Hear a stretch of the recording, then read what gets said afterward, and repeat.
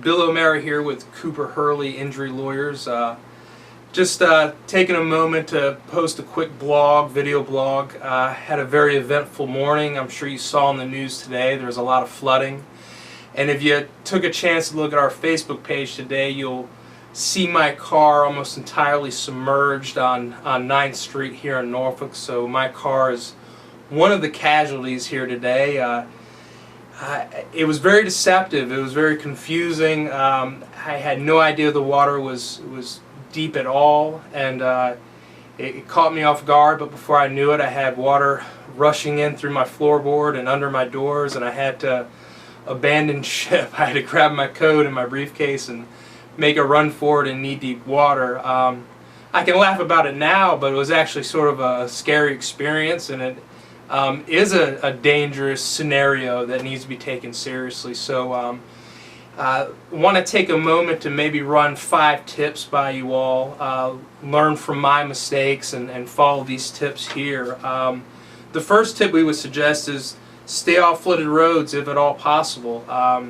It really wasn't apparent to me that the road I was about to go down was as flooded as it was, but it can be deceptive. Sometimes the water can blend in with the concrete, and you just never know. So that leads me into the second tip, which is never drive through puddles that cover the entire width of the road. And again, you don't have an appreciation for depth. I had a very low car to the ground. I didn't have a tall truck, so that water got high very fast from where I was sitting. The third is, if you find yourself driving through deep water, if it's unavoidable, try to maintain a nice, slow, but steady pace to try to push through it, I guess, if you're stuck and you have to do that. I made the mistake when it got deep, I could tell it was getting deep, as I took off the accelerator, and that's when my car stopped running, and that's when I was stuck and I was in trouble. The fourth is beware of tidal areas, dips, underpasses, and any low-lying areas.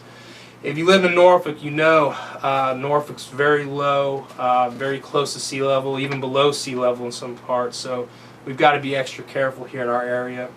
And fifth, when the water clears, you should do an inspection of your tires. Make sure they're not damaged. Make sure the air pressure's right, because you're not in the clear yet. You could blow a tire. You can get in an accident. So you need to inspect your car after the floodwaters are gone to take care of yourself. So again, follow these tips. Don't make the same mistake I made today. Thankfully, no one was hurt. And you know, be safe out there. Bill O'Mara here with Cooper Hurley Injury Lawyers.